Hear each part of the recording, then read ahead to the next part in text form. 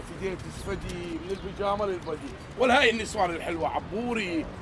كرم بس انت الموبايل هسه وقت الموبايل دح على رزقك حلوه. ولا شنو هاي تخبل مع الله. ودحك الطيبه الفريده يابا.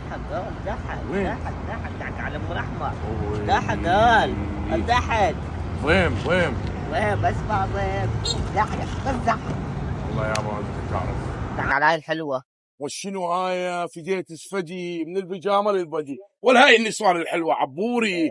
اشتعل قلبي. ليش اشتعل قلبك؟ على هاي النسوان الحلوه. وهاك برد قلبك بفريده. شلون فريده وارتاح؟ سؤال والله سؤال، منو سمح لكم تقعدون هنا؟ نحن قلنا هذا طريق ودنا نقعد هنا. يا طريق؟ ايه محمد افضل خلق الله. طيب ايش قال؟ ولو انت ما تفتهم.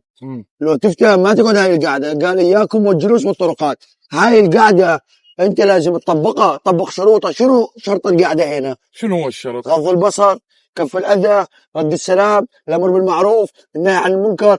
انت هاي بين تقول عليها حلوه، هاي ما عدا اخ، بلى ما عدا ابن عم. بلى زين هسه اذا ابن عمها او اخوها سمعك انت تحكي عليها اي شيء وجاه هانك وتفر بوجهك ونزلك، ايش تقدر تقول له؟ انت متعدي تقدر تحكي؟ لا. تقبل احد يحكي على عرضك؟ لا. تقبل احد يحكي على بنت عمك؟ لا. اللي يتعدى على عرض العالم الله يسلط من يتعدى على عرضه، واللي يحكي على عرض العالم الله يسلط من يحكي على عرضه. فهمت ابويا؟ وانت الاخ بينكم قشامر تحكون على عرض الناس، تقبل احد يحكي على عرضك؟ لا بقبل. عشان شلون تقبل على عرض العالم؟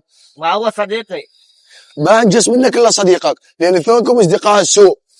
لا تحكون على عرض العالم ابويا. بعد ما يصير نقعد هيك قاعده. ابد ما يصير تقعدون حرام. تقبل احد يتعدى على عرضك باطل، مثل ما تقبل على عرضك ما تقبل، لا تقبل على عرض العالم. صحيح. قوم. يلا. اتمنى وصلت الفكره. اللي يتعدى على عرض الناس الله يسلط من يتعدى على عرضه، واللي يحكي على عرض العالم الله يجزي من يحكي على عرضه. صلوا على سيدنا محمد بخيل ما يصلي على النبي. كثير شباب قاعده بالطريق وتسولف على عرض العالم، بس فكروا انه انتم عندكم عرض، ومثل ما عرضكم غالي عليكم عرض الناس هم غالي عليهم. فهم هلا؟